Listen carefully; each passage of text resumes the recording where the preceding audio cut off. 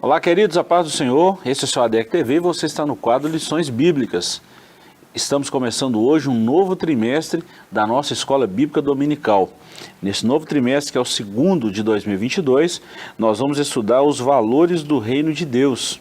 É a nossa lição bíblica, a relevância do Sermão do Monte para a Igreja de Cristo. Essa lição, essas 13 lições, está sendo comentada pelo pastor Osiel Gomes. É um nordestino muito bom e nós vamos falar em 13 lições. Primeiro, é a lição de hoje, o Sermão do Monte, o caráter do reino de Deus. A nossa lição tem o texto áureo em Mateus capítulo 5, versículo 11, e está escrito assim: Bem-aventurados sois vós quando vos injuriarem e perseguirem e, mentindo, disserem todo mal contra vós por minha causa. Verdade prática. O Sermão do Monte revela a ética do reino de Deus que forma o caráter do cristão. Para quem deseja ser chamado discípulo de Jesus, não há alternativa senão praticá-lo. A leitura bíblica em classe está no Evangelho de Mateus, capítulo 5, versículos de 1 a 12. Como sempre, a nossa lição tem alguns objetivos. O primeiro, analisar a estrutura do Sermão do Monte. Segundo, correlacionar as bem-aventuranças com o caráter cristão. E o terceiro, afirmar a bem-aventurança do cristão. Mais uma vez comigo, professor Joás, estamos começando um novo trimestre. Por sinal, um trimestre muito bom, que nós vamos falar de Mateus 5, 6 e 7. Bom demais. Lições espetaculares, né? É um tema interessantíssimo, né? E urgente. É muito bacana nos debruçar um trimestre inteiro aí sobre esse tema. Vai ser bênção, com certeza, sem dúvida. Muito bom. Professor, nós falamos na aula passada que iríamos iniciar essa lição e eu quero até aproveitar para falar de novo que você lançou um livro recente agora falando exatamente sobre o Sermão do Monte. Sim. Nós temos uma série aí de 3 livros, né? Eu passei um tempo aí estudando sobre esses 3 capítulos de Mateus e, assim, a gente dividiu em 3 livros. O primeiro livro sobre o capítulo 5, onde eu entendi que o tema do capítulo 5 é a alegria, né? A alegria do reino. Então tem um livro só sobre isso. O segundo, que é o capítulo 6, né? O segundo livro é Comunhão, né? Que eu entendo que é o tema do capítulo 6, é a comunhão do reino, e o último, capítulo 7, a ética do reino.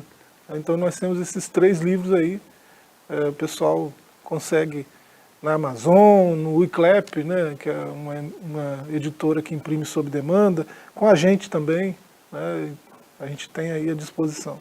Eu estou falando isso que é uma hora muito propícia para a gente falar nisso, exatamente que nós vamos estudar uma lição maravilhosa. Isso é muito bom. Deus te abençoe, professor, e vamos caminhar junto nessa lição.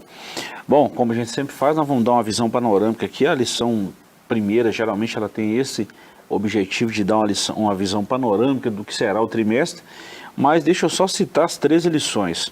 Nós vamos falar hoje do Sermão do Monte, o caráter do Reino de Deus. A lição de número 2, sal da terra, luz do mundo. 3, Jesus, o discípulo e a lei. 4, resguardando-se de sentimentos ruins. 5, o casamento é para sempre. 6, expressando palavras honestas. 7, não retribua pelos padrões humanos. Sendo verdadeiros é a lição 8. Orando e jejuando como Jesus ensinou é a lição 9. Nossa segurança vem de Deus é a 10ª lição. Sendo cautelosos nas opiniões, 11ª. 12ª, a bondade de Deus em nos atender. E a última lição, que é a 13ª, a verdadeira identidade do cristão. Então nós vamos falar aí muita coisa em Mateus capítulo 5, 6 e 7 durante todo esse trimestre, esses 3 meses aí. Professor, vamos lá, vamos começar a nossa introdução e a gente vai discorrendo do assunto.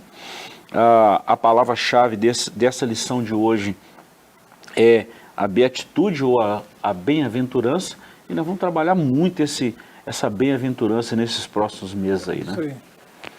Primeiro contato aí, né, nas palavras de Jesus nesse sermão é essas bem-aventuranças, né? E parece que é uma introdução que vai nortear todo o sermão. É um tipo de introdução que serve como base para tudo que Jesus vai falar adiante. Então quem quiser entender o Sermão do Monte precisa entender do que ele está falando nas bem-aventuranças, né? E nós vamos trabalhar essa estrutura desse sermão. Hoje a lição é uma lição panorâmica. Nós vamos falar de praticamente todo o contexto do Sermão do Monte. E a partir da segunda lição já vamos trabalhar assim mais especificamente cada assunto dentro do Sermão do Monte. Introdução. O tema desse trimestre é o Sermão do Monte ou o Sermão da Montanha. Considerado a alma do Evangelho, o ensino que Jesus transmitiu no monte se destaca pela sua dimensão prática e releva a essência de um verdadeiro seguidor de Cristo. Ao longo do trimestre, veremos que o Sermão do Monte traz um ensinamento que, em primeiro instante, volta-se plenamente para Deus e, no outro, revela o lado ético do divino reino. Amar o próximo, que é essa ética. Esses dois momentos perfazem os pilares da vida cristã. Assim, o Sermão do Monte é um convite para praticar o que Jesus ensinou. Professor, nós vamos começar falando aqui de uma... vamos falar assim dessa narrativa de Mateus 5. Praticamente em todas as nossas Bíblias vem a epígrafe Sermão do Monte, ou Sermão da Montanha. Mas isso aí a gente sabe que não foi bem assim, né? Esse título não foi dado por Jesus. Jesus falou o sermão. Sim. Isso nasceu mais tarde, essa epígrafe. É bom a gente começar falando disso, né? Sim, você lendo o texto, você percebe que aquilo ali tem mais a ver com um ensino do que com um sermão propriamente dito, né? Então é uma aula de Jesus, né? Um ensino. O título Sermão do Monte, até onde eu pude averiguar, né? Quem cunhou esse termo foi Agostinho. Lá na Patrística, ele foi o primeiro a chamar essa porção do Evangelho de Sermão do Monte. E a partir daí parece que gostaram do título, né? E grandes comentaristas da Bíblia e grandes estudiosos dessas porções gostaram do tema e chamaram assim também. O Sermão do Monte, o Sermão das Beatitudes, o Sermão das Bem-aventuranças, e tem várias nomenclaturas, mas parece que Sermão do Monte ficou cravado aí na memória da maioria. Não é problema falar isso não, tá, professor? Isso é só um capricho que a gente está usando, trazendo de onde veio essa epígrafe do texto de Mateus 5. Isso aqui não é pecado, não é problema nenhum falar isso não. É só um capricho de estudante. E o título não é inspirado, né? O título é coisa que a gente usa como forma de didática, como forma de... né? Então, o título serve para nortear, né, nossos estudos, nossa compreensão do texto. O título ajuda, em muito sentido, né, na memorização do texto e tem um papel específico, né? Então, não é pecado dizer, não é errado dizer, é o Sermão do Monte. Isso é muito bom. Bom, nós já falamos aí da nossa introdução. Esse Sermão do Monte é um dos capítulos mais, o texto, Mateus 5, 6 e 7 ali, é um dos capítulos, dos textos mais estudados do Novo Testamento. Sim. Né? E a gente vê ali a questão doutrinária. Jesus fala de tudo ali nesse capítulo 5, 6 e 7. Né? Interessante esse texto. Tem muita teologia, tem muita doutrina. Por isso que, assim, todos os tempos... os melhores teólogos de todos os tempos se debruçaram sobre esse texto de forma mais especial, né? Gastaram mais tempo, investiram mais tempo estudando essas passagens por conta da importância teológica, né, e doutrinária. Muito bom, muito bom. Bom, o capítulo 1 da nossa lição, a estrutura do Sermão do Monte está dividida em 3 tópicos. Primeiro, por que Sermão do Monte? Segundo, a estrutura do Sermão do Monte. Terceiro, a quem se destina o Sermão do Monte. Por que Sermão do Monte? A introdução do capítulo 5 de Mateus, os 2 primeiros versículos, anuncia o título do Sermão do Monte. De acordo com Mateus 8, versículos 1 e 5 e Lucas 7, 1, é admissível que esse monte estivesse perto de Cafarnaum, geograficamente. Diz que ele estava situado a 6,5 km a oeste do Mar da Galileia, e 13 quilômetros a sudoeste de Cafarnaum. No monte do sermão, nosso Senhor se assentou e ensinou seus discípulos.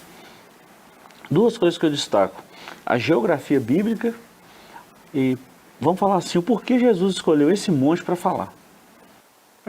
Jesus estava ali, né, o texto antes disso diz que ele percorria Galileia, ensinando, curando, pregando nas sinagogas, e fala aí de algumas cidades por onde ele passou.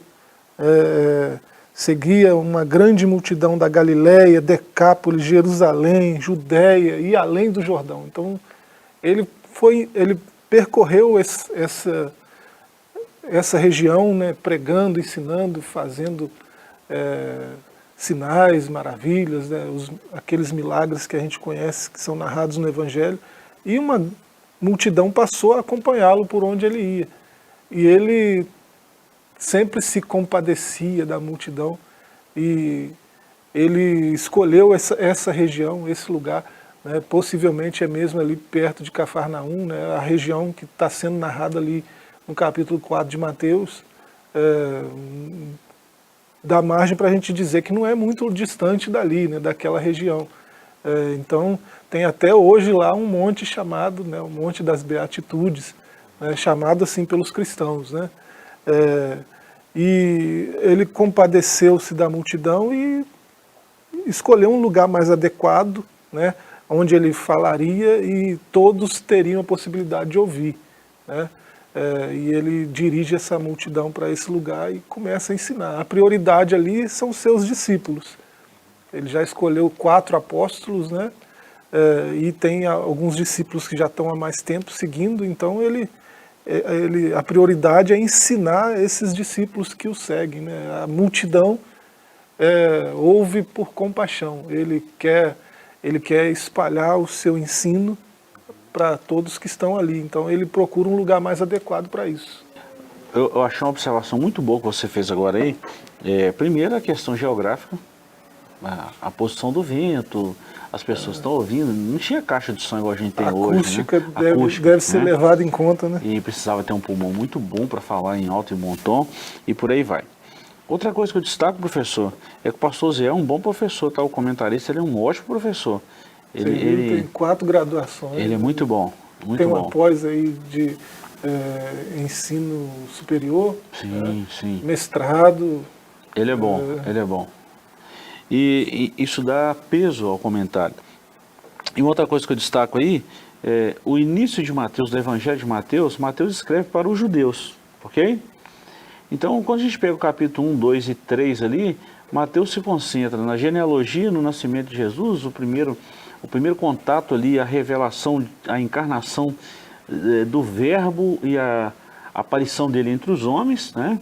Então, os 3 primeiros capítulos, Mateus se concentra nisso aí. Tanto é que ele traz a genealogia de Jesus sendo filho de Abraão e filho de Davi, isso é fato. A genealogia de Mateus é interessantíssima. É magnífico esse texto. Para quem não gosta de genealogia, né, tem muita gente que não gosta, mas é muito bom remontar essa história aí e trazer esse fato, porque a promessa é que ele viria da tribo de Davi, da tribo de Judá, e ele vem remontando isso lá em Abraão. Então isso é muito bom. E o capítulo 4, quando o Espírito leva Jesus para o deserto para ser tentado, e logo em seguida Jesus vai orar e começa a escolher os primeiros discípulos. Então, pelo que diz Mateus 5 ali, você citou isso muito bem, que tinha 4 discípulos, Pedro e seu irmão, e Tiago e João. Pedro e André, Tiago e João. André e Simão Pedro, Tiago e João. Os 4. Lucas 6 vem citando o nome dos 12, mas Mateus ele foi mais específico em dizer os nomes ali a princípio, que Jesus depois, posteriormente, foi escolhendo os demais. Sim. E tal. Né? E teve gente que estava com Jesus e não... Natanael, por exemplo. Né? Ele teve contato com Jesus e muitas pessoas, não estou dizendo que é o caso do Natanael, mas alguns discípulos de Jesus deixaram ele. Não estou falando dos 12, mas tinham outros que acompanhavam que deixaram. E um outro fator geográfico, para a gente encerrar esse ponto 1 aqui, é que você citou aí a multidão de pessoas que seguiam Jesus. Eu vou falar só uma dessas regiões, que é a região de Decápolis. Para quem não sabe, está em casa aí. Aqui que é isso? Decápolis era um aglomerado de 10 cidades. Uma delas era Gadara. Né? Então se tinham 10 cidades grandes, cidades portuárias, marítimas, que estavam ali em volta. Então era muita gente que seguia Jesus. Muita gente. Se eu olhar no capítulo 4, no final aí, no verso 25, a quantidade de cidades que é citada aí, e tem gente de todas essas cidades seguindo Jesus, é bastante gente. Muita gente, muita gente. Então a gente vê aí que Jesus tinha uma turma de seguidores aí, né? É. Muito bom. A estrutura do Sermão do Monte. Primeiro nós falamos aí porque o Sermão do Monte, né? A estrutura de onde foi. Agora a estrutura do sermão mesmo.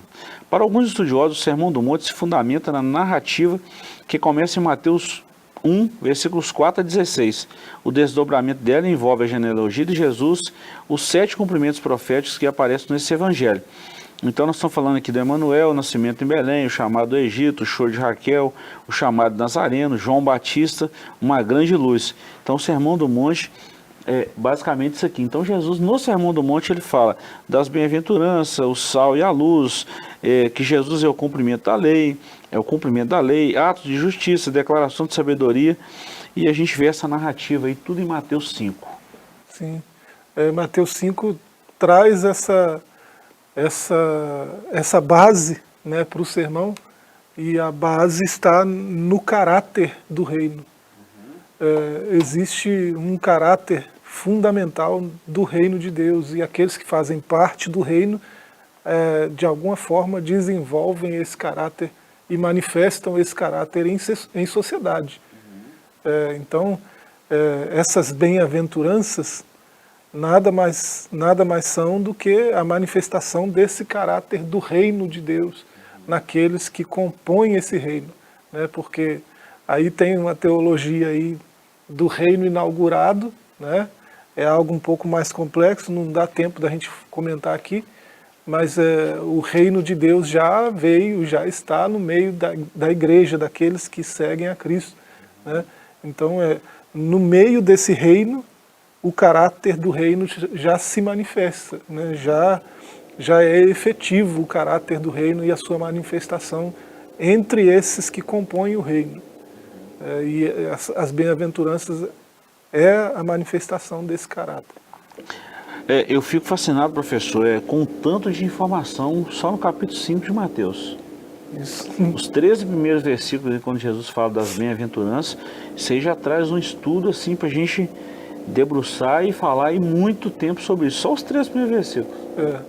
Teve recentemente assim, há alguns anos atrás, né, John MacArthur deu uma série de sermões sobre essas passagens, esses 3 capítulos de Mateus, e ele ficou meses falando, né?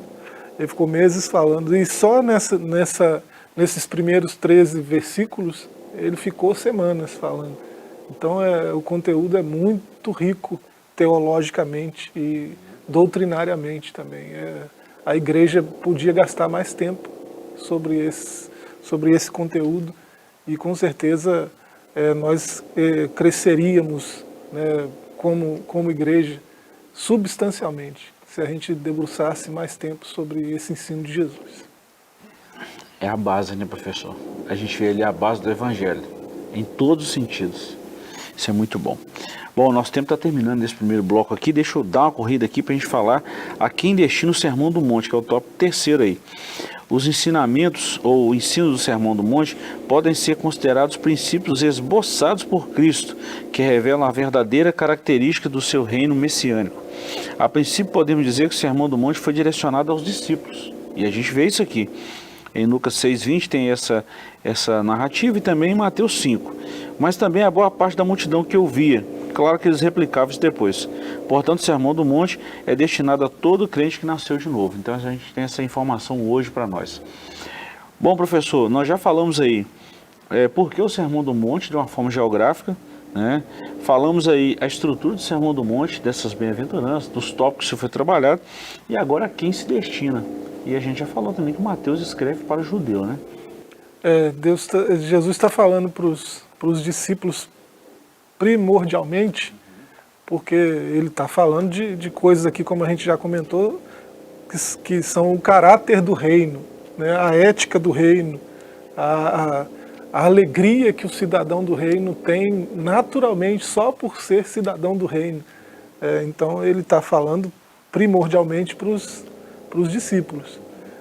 Isso acaba ecoando, é lógico, naquela grande multidão que seguia, e muitos daqueles posteriormente se tornariam discípulos, então já tinha essa base de ensino do próprio Senhor Jesus, mas a sua intenção ao ensinar isso que ele está ensinando aqui é atingir primeiro aqueles discípulos que o seguiram, né, como mestre e Senhor.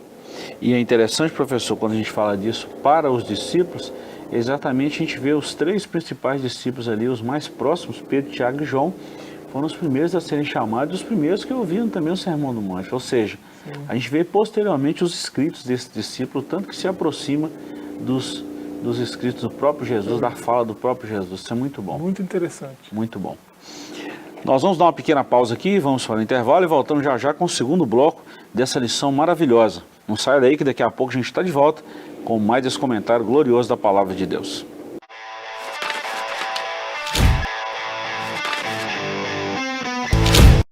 Estamos de volta com o seu ADEC TV e a lição bíblica de hoje é o Sermão do Monte, o Sermão da Bem-aventurança.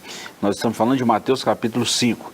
Bom, no primeiro bloco nós falamos da estrutura do Sermão do Monte, professor, e agora a gente vai falar das bem-aventuranças e o caráter dos filhos de Deus.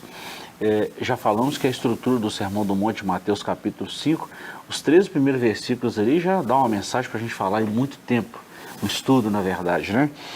E agora a gente vai falar o que são as bem-aventuranças. Segundo, o reino de Deus e seu caráter. E terceiro, dentro desse tópico aqui, a gente vai falar aí do ponto 3, né, somos bem-aventurados. Então nós vamos trabalhar muito bem aí o súdito do reino de Deus e por aí vai. Primeiro, o que são as bem-aventuranças? A expressão bem-aventurados é um adjetivo plural grego, makarioi, que significa felizes. Essa expressão trata das qualidades presentes na vida dos que dependem de Deus, que são sob seu domínio e soberania e seguem Jesus com sinceridade. Ele ainda refere tanto ao presente quanto ao futuro. Nesse sentido, o salvo está consciente das promessas divinas para o futuro, a fim de que viva piedosamente em Cristo e desenvolva as virtudes presentes no Sermão do Monte. Ou seja, a vida começa, né, já falamos no tópico anterior, para quem que é o sermão? Para todos aqueles que passaram pelo novo nascimento. E aí vai dar as diretrizes desse reino. Eu acho isso muito legal, professor.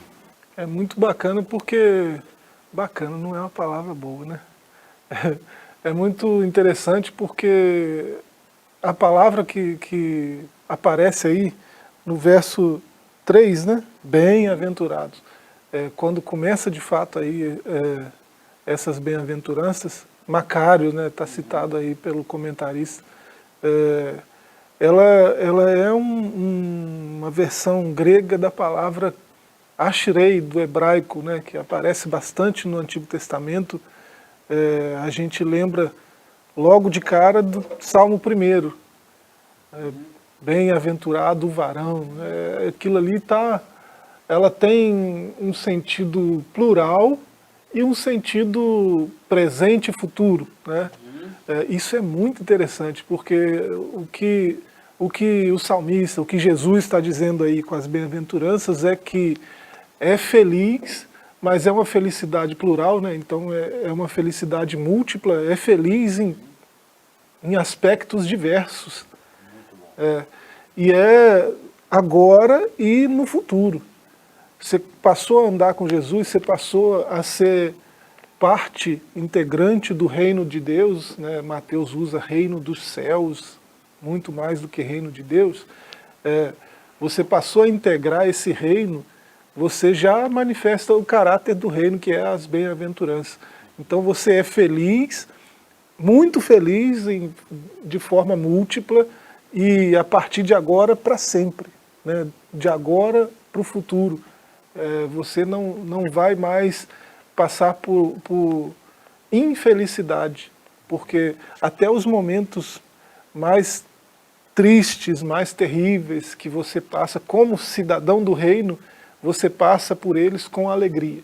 Essa alegria que compõe o reino, que é parte do reino. Então, parece que entra em choque, né? Felizes os que choram.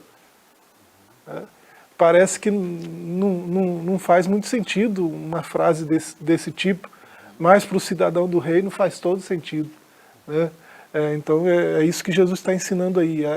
Essas bem-aventuranças é a alegria, a felicidade que é própria do reino dos céus. E qualquer um que for inserido nesse reino, daí para frente, o que espera é alegria de verdade e felicidade verdadeira. Bom, professor, você falou nesse texto aí de Mateus, bem-aventurados que choram, é o versículo 4 de Mateus 5.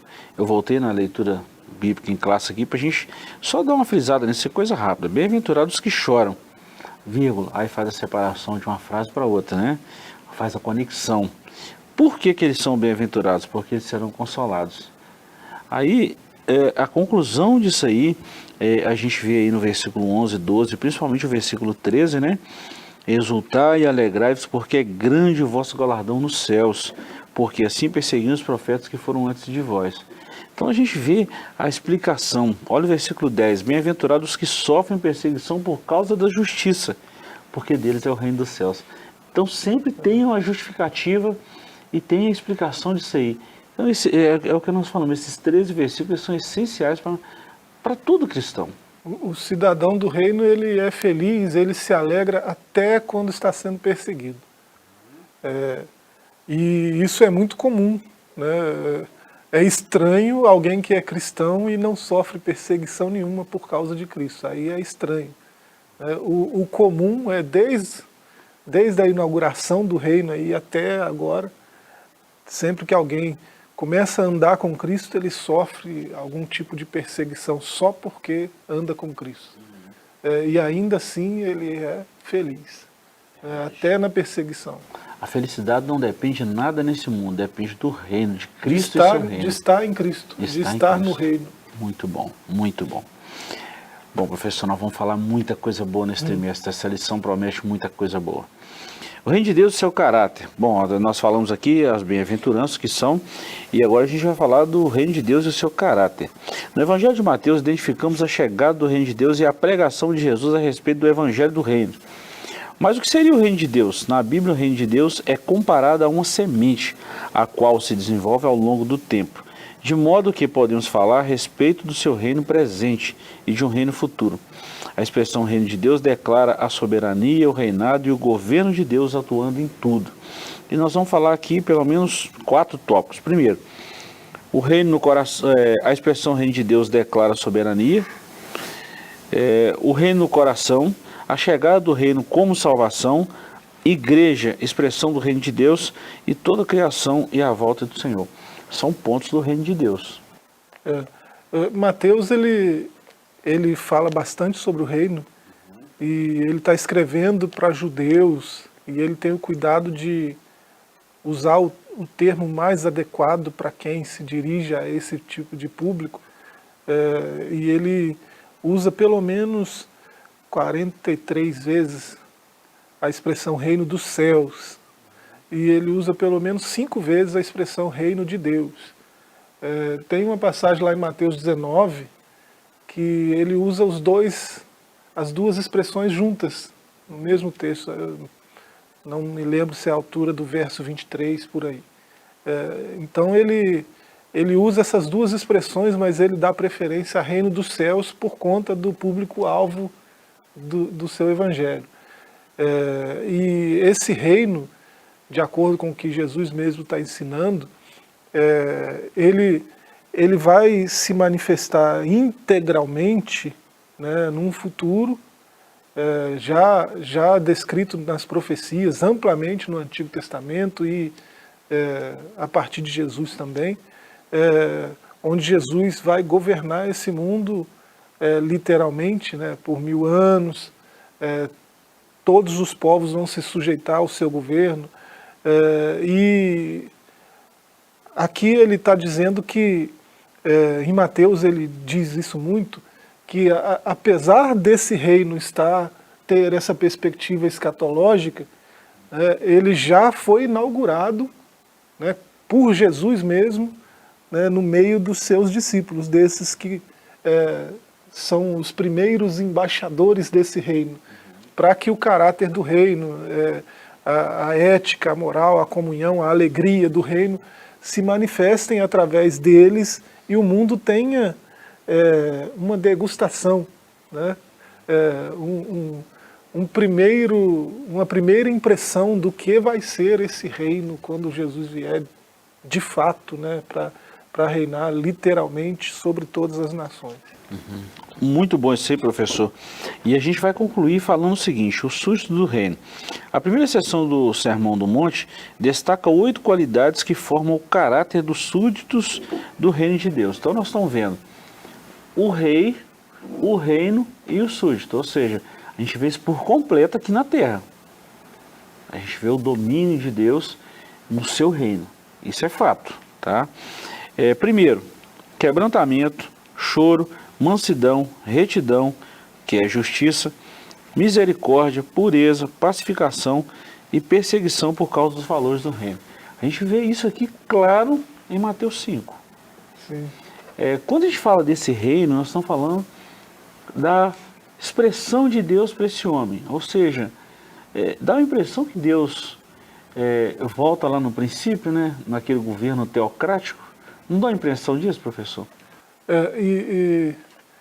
O reino de Deus ele já vem sendo demonstrado já desde o começo, no povo através do povo de Israel, né, o povo que ele elegeu para manifestar o seu caráter, para ser os primeiros embaixadores, né, desse reino.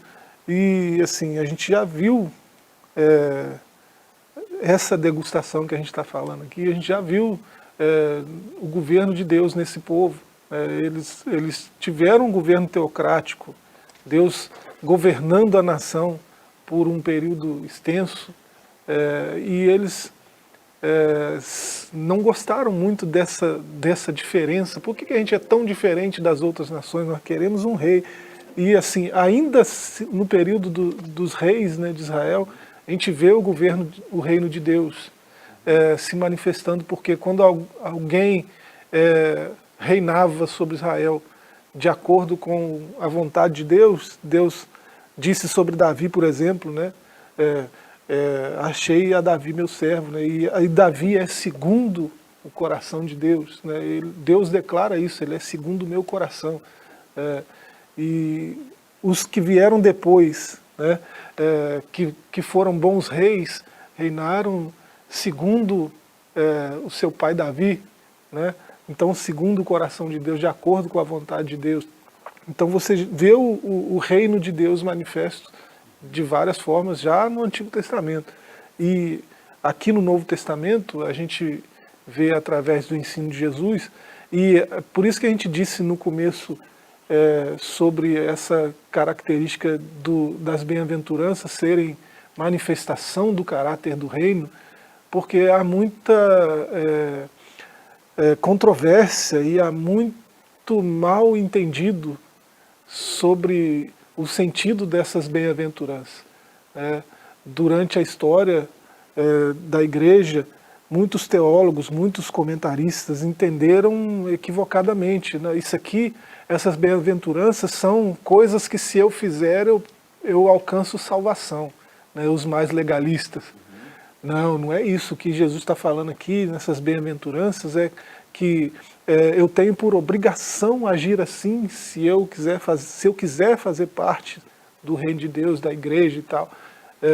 O sentido aí não é esse. O que Jesus está dizendo é que o reino de Deus já está no meio do seu povo, né? E esse reino ele se manifesta através desse caráter. Então, se você está inserido nesse reino, você é contrito, você é humilde, você é pacificador, você promove justiça, você tem fome e sede de justiça, então você vai à caça, né? Você vai promover justiça. Então, você faz essas coisas porque você é do reino, né? Você não faz para pertencer, você não faz para ser. Então eles são uma manifestação do caráter do reino, não um paradigma, né? Uma manifestação. Quem está no reino age dessa maneira. Eu não faço boa obra para ser salvo. Essa é a lógica. As boas obras são feitas porque a pessoa já é salva. É isso. É o reino. É o isso. reino. Bom, professor, nós vamos falar agora do tópico terceiro, somos bem-aventurados, e a gente vai trabalhar esses dois subtópicos aí, a beatitude na vida dos salvos e a prova de que o cristão é bem-aventurado. E a gente encerra a nossa lição. Ponto 1, a beatitude na vida dos salvos. Salvo em Cristo, o seguidor de Jesus vive a beatitude, isto é, estado permanente da perfeita salvação em plenitude. Eu achei isso aqui sensacional. Estado de felicidade e serenidade, independente da situação, professor. A gente vê ali um monte de contexto contrário a essa pregação do evangelho moderno de hoje aí. Você não pode sofrer, você não pode ter doença, você não pode passar por isso porque você é crente. E não é isso que Jesus está falando aqui. Tem nada a ver com isso. E a gente vai ver isso. Isso ocorre porque os discípulos de Jesus desfrutam do favor de Deus e manifestam atitudes que mostram coerência com a ética do reino de Deus. Humildade, mansidão, retidão, misericórdia, pureza, pacificação, disposição para o perdão e tantas outras coisas aí. E a gente encerra falando o seguinte, a prova de que o cristão é bem-aventurado. O cristão que pratica as 8 beatitudes do Sermão do Monte domina o eu carnal, vive em Cristo, entra numa nova dimensão espiritual e vive a bondade de Deus. Professor, a gente vê muita coisa de Paulo aqui, não vê? Pois é. Eu vejo, Paulo replicou muito esse ensino de Jesus. Alguém que eu vejo que fez isso, Tiago, a sua carta não tinha como ser mais prático, né? A carta de Tiago vai muito nesse sentido aí, você é cidadão do reino, então haja como tal, né? Tem muito de prática ali. E assim, uma vez inserido no reino, há uma ética do reino, há um caráter do reino. E eu devo, uma vez que eu sou cidadão do reino, eu devo agir como cidadão. A gente chega a ser chamado por Paulo de embaixadores do reino. Né? E se eu sou embaixador do rei, poxa vida, né? As pessoas olham para mim como um representante dele, então eu não posso agir aquém das expectativas dele e das pessoas. A gente vê muito no capítulo 6, né, do Sermão do Monte, a gente vê que Jesus tem expectativas com relação a esses cidadãos do reino. E assim, a gente deve sim, conscientemente, porque o Espírito já produz esse caráter em nós. O que a gente precisa fazer é agir conscientemente manifestando esse caráter. Reproduzir aquilo que ele já plantou em nós, como caráter do reino. Então a gente, diante de escolhas, né, entre ser humilde ou ser arrogante, eu, como cidadão do reino, bem-aventurados os humildes, né, eu devo escolher o caminho da humildade. Então, esse é o caráter do reino. A gente tem sempre oportunidades de manifestar esse caráter, isso já está em nós. O que acontece é que alguns preferem não fazê-lo, né, por conta de fatores aí, dos mais diversos.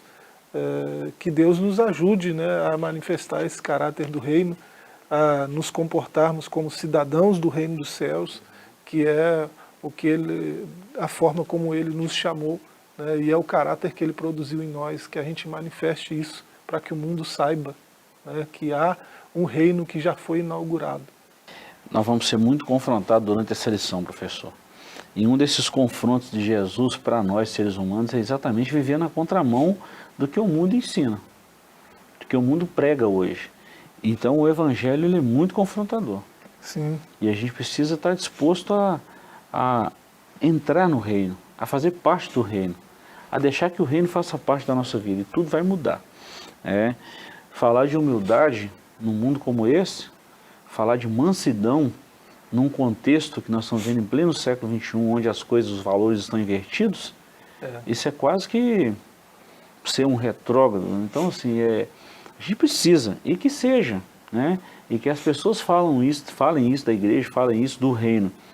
Mas o correto é o que está escrito na palavra de Deus. Isso aí são valores inegociáveis. Os valores do reino são inegociáveis. E se a gente for xingado, ofendido, se chamar a gente de fundamentalista, de ortodoxo demais, de fanático, por causa da obediência à ética do reino, ao padrão do reino, que seja, né?